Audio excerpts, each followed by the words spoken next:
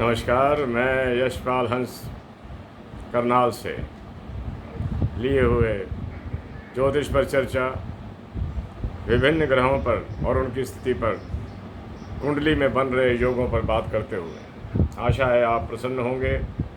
आपके घर में धनो और ऐश्वर्य पूर्णतया व्याप्त होगा, संतानें आज्ञा में होंगी और आपका सामाजिक जीवन कल्याणकारी और आनंदमय होते हुए आपको इज्जत और सम्मान प्रदान करता होगा। आज मैं मंगल पर चर्चा कर रहा हूँ।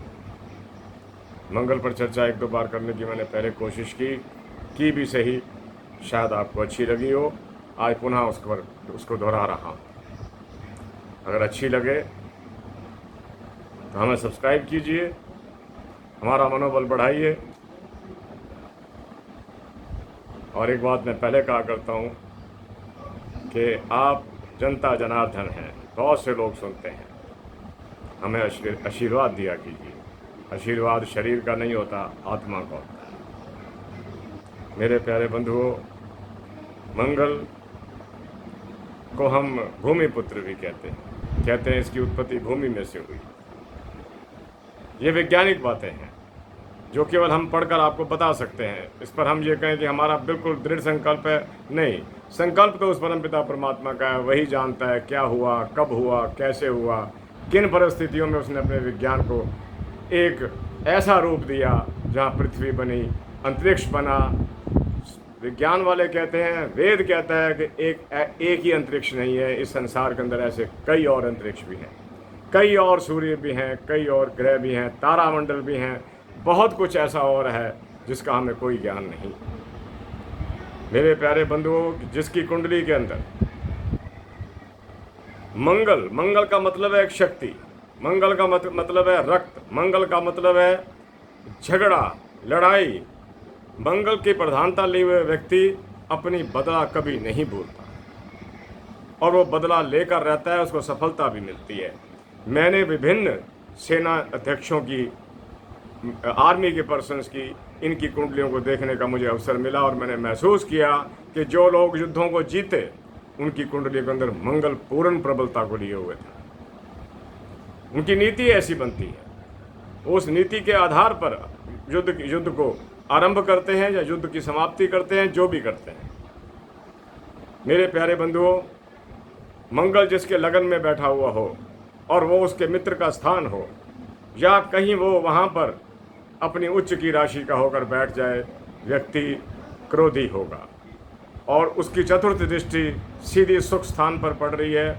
सुख स्थान पर दृष्टि पड़ने से ऐसा व्यक्ति खेतीबाड़ी भी कर सकता है, पुलिस आदि में, आर्मी आदि में, या ऐसे कार्यों में लग सकता है, संलग्न हो सकता है, सफलता प्राप्त कर सकता है, डॉक्टर भी हो सकता है। उसके पास अपना भवन होगा और अपनी रहने की व्यवस्था उसकी अच्छी होगी, उसको धन की कमी नहीं होगी, सामाजिक प्रतिष्ठा भी उसको प्राप्त होगी। अगर मंगल दूसरे भाव के अंदर हो, दूसरे भाव के मंगल को, जो मैंने अपने जीवन के अंदर महसूस किया, ये व्यक्ति की बुद्धि पर आक्रमण करता है, क्योंकि दूसरा स्थान व्यक्ति की विचारधारा से संबंधित है, दूसरा स्थान व्यक्ति की वाणी से संबंधित है, दूसरा स्थान व्यक्ति की पैतृक संपत्ति से संबंधित है। ये वहाँ पर चोट करता है। दूसरे घर का मंगल अगर कहीं नीच का होकर बैठ जाए, अगर कहीं इसकी स्थिति मिथुन लगन हो, कर्क में बैठा हुआ हो, ये आदमी को कभी अच्छा नहीं बोलने देगा। ये उससे ऐसे ऐसे वाक्य कहलवा देगा जिसे सुनकर सुनने वाले की आत्मा एक बार, जिसे कहते हैं, कष्ट में पड़ जाएगी। तो क्या कह रहा है, ये मैंने देखा है। और बड़ा ही मूड के साथ चलना, कभी किसी के मित्र बन गए हैं, कभी किसी के शत्रु बन गए हैं, कभी किसी से संबंध अच्छे हो गए हैं, कभी बिगड़ गए हैं। ये मंगल दूसरे घर की विशेषता नहीं, एक अवगुण है। मेरे प्यारे बंधुओं, मंगल तीसरे घर के अंदर अति शुभ माना गया। मंगल पुरुषार्थ का और शक्ति का मालिक है। अगर ये पुरुषार्थ और पराक्रम के भाव में बैठता है तो ये व्यक्ति को पराक्रम करने की ताकत देता है और व्यक्ति को पराक्रम करने का मार्ग भी सिखाता है। अगर ये कहीं मित्र क्षेत्र में चला जाए वहाँ पर, तो ऐसे व्यक्ति के संबंध अपने भाइयों और बहनों के साथ बहुत अच्छे होते हैं। और इसका जो जूनियर वर्ग होता है, जो इसके मुलाजिम होते हैं या जो इसके कर्मचारी होते हैं उनके साथ भी इनके संबंध बहुत अच्छे होते हैं। ये तीसरे घर के मंगल की विशेषता है। मेरे प्यारे बंधुओं, चतुर्थ भाव के अंदर मंगल अगर व्यक्ति को बहुत सी प्रॉपर्टी देता है, उसको बहुत से मकान दे देता है, बहुत से प्लॉट्स दे देता है या बहुत सारा धन दे देता है, लेकिन मैंने अपने जीवन के अंदर महसूस किया है एक बार उस धन को छीनने की कोशिश अवश्य होती है। मेरे प्यारे बंधुओं, पंचम भाव का मंगल ज्ञान भाव पर बैठा हुआ है, लेखन भाव पर बैठा हुआ है, विद्या भाव पर बैठा हुआ है और संतान भाव पर बैठा हुआ है।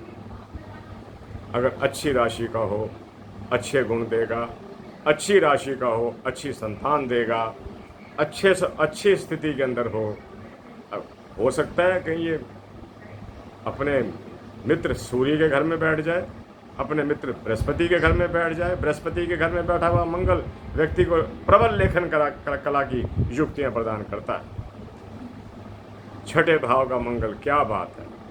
जिस व्यक्ति का छठे भाव में मंगल हो, ऐसे व्यक्तियों को मैंने अपनी जिंदगी के अंदर कोई भी युद्ध हारते हुए नहीं देखा।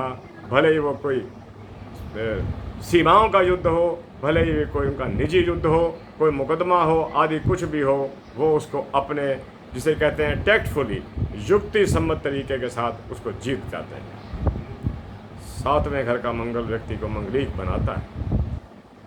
ऐसे व्यक्ति के दाम्पत्य के अंदर आक्षेप आ सकते हैं, मैं उस पर लंबी चर्चा नहीं करना चाहता, क्योंकि कई बार मंगल बहुत अच्छी स्थिति लिए हुए होता है, तब संबंध अच्छे हो जाते हैं।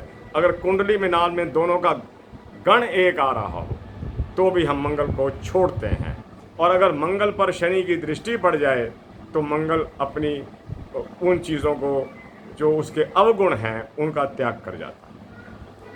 अगर मंगल आठवें घर के अंदर हो तो भी व्यक्ति मंगलीक कहलाता है।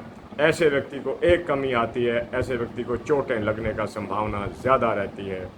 ऐसे व्यक्ति को चर्म रोग, खून से संबंधित थोड़ी बीमारियां, पाइल्स आदि जिसे कहते हैं हो सकते हैं। और अगर कहीं मंगल के साथ केतु बैठ जाए तो हो सकता है कि उसको जीवन के लंबे काल के अंदर अपने जो बवासीर आदि के रोग हैं, जो फिशर्स आदि के रोग हैं, उसका सामना करना पड़े। आगे चलता हुआ, मंगल की बात करता हुआ, आपके आगे विनम्रता का भाव रखता हुआ, आपके कल्याण की कामना करता हुआ, मैं यशपाल हंस आपको बताता हूँ कि अगर मंगल नवम भाव में बैठ जाए, इसके बारे में शास्त्रकारों ने शुभ नहीं लिखा। वो कहते हैं ये चैत्रिक दृष्टि के व्यक्ति को नीचे ले जाता है। नवम भाव में किसी पुरुष की या स्त्री की इस बात का कोई संबंध नहीं है, उसको संशय के दायरे में ले जाता है। मैं सभ्य भाषा बोलना चाहता हूँ, सभ्यता वाली बात करना, संशय के दायरे में ले जाएगा। ऐसे व्यक्ति वैसे ठीक है, धर्म कर्म का मतलब ये नहीं कि हम मंदिर जा रहे हैं। धर्म कर्म का मतलब है हम लोगों के प्रति समर्पण की भावना रखते हैं। ऐसे लोगों में होती समर्पण की भावना होगी, दूसरे के काम भी आएंगे, लेकिन कहीं ना कहीं कुछ लूज करते जरूर हैं। आगे चलता हूं। मंगल की प्रबलतम स्थिति है 10वां घर। जिसका 10वें घर में मंगल बैठा हो वो राजपत्रित अधिकारी बनता है। भले ही वो जीवन अपना छोटे स्तर से शुरू करे, राजपत्रित होगा, गस्टेड अफसर होगा। अगर छोटा दुकानदार के रूप में भी उसने शुरू किया है तो बड़ा दुकानदार बनेगा। किसी भी स्थिति में अगर उसने ज़मीनी स्तर से अपने आप को शुरू किया है तो बुलंदियों को छू जाए। मेरे प्यारे बंधुओं, 11वां घर हमारी कुंडलियों का एक ऐसा घर है जहाँ किसी ग्रह को हम दोष नहीं देते। लेकिन एक बात आपको बताता हूँ, याद रखना, अच्छी लगेगी आपको। अगर 11वें घर में मंगल के साथ कहीं केतु बैठ जाए और ऐसा व्यक्ति खाने पीने की चीज़ों का या रेस्टोरेंट का कोई काम शुरू कर दे, बहुत चले, दूसरों को खिलाए, बांटे भी सही, पैसा भी ले, सब कुछ करे, लेकिन उसका काम ईटेबल थिंग्स का होना चाहिए। मेरे प्यारे बंधुओं, 10 मिनट भी होने को आ गए और मंगल भी 12वें घर हमने पहुंचा दिए। 12वां घर आउट गोइंग का होता है। अगर मंगल 12वें घर में चला जाए, ऐसे व्यक्ति की ज़मीनें, जायदादें या कुछ भी ना तो वो खरीद पाता है, ना ही वो बिक पाती है। किसी की प्रॉपर्टी फंसी पड़ी हो और उसका मंगल 12वें घर में बैठ जाए, उसको बेचने में बड़ी दिक्कत आएगी। ये मेरे निजी तजर्बे हैं, मैंने ग्रंथों से पढ़े, फिर इन चीज़ों को प्रैक्टिकली मैंने लोगों पर आजमाने का प्रयास किया, उनकी कुंडलियाँ देखी और मैंने इन चीज़ों को सटीक पाया। और 12वें घर का मंगल व्यक्ति को दाम्पत्य जीवन के अंदर भी चोट पहुंचाने की पूरी संभावनाएं देता है। अगर साथ में कहीं राहु या केतु बैठ जाएं, खास तौर पे राहु बैठ जाए, दाम्पत्य फलीभूत नहीं हो पाता। उसके लिए आपको विभिन्न उपाय करने चाहिए। उपायों के बारे में मैं ये कहता हूँ, सबसे बड़ा उपाय दान करना है, खाने पीने की चीज़ें दान करना है। यही आपके लिए सर्वोत्कृष्ट हैं और कल्याणकारी हैं। इसी के साथ मैं यशपाल हंस शीघ्र आपसे फिर मिलने की कोशिश करता हूँ। मेरा प्रयास होता है कि मेरी वीडियोस रोज़ जाती रहें, मैं नित्य आपको मिलता रहूं। ये ठीक है कि आप मुझे देखते हैं, मैं आपको देख नहीं पाता, लेकिन मेरी आत्मा आपको देखती है। मेरा प्यार आपके साथ है।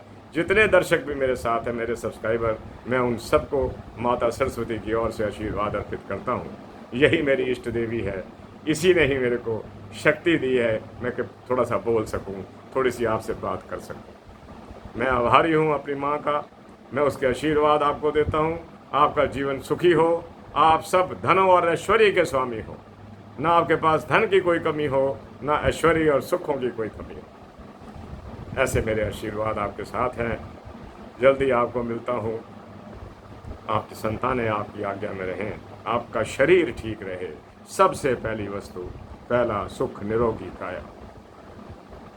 इसको मैं जानता हूँ, जिसने एक लंबा जीवन काट रखा है। मैं जानता हूँ शरीर की शक्ति की कीमत क्या है। इसके आगे सारी शक्तियाँ फेल हो जाती हैं, कुछ काम नहीं आता। शरीर ठीक है, सब कुछ ठीक। शरीर ठीक है, सब कुछ ठीक है। मैं आपके उत्तम शरीर की कामना करता हूँ, आपके स्वस्थ शरीर की कामना करता हूँ। आपसे आज्ञा चाहता हूँ। आप खुश रहिए। जय जगत, जय भारत, नमस्कार।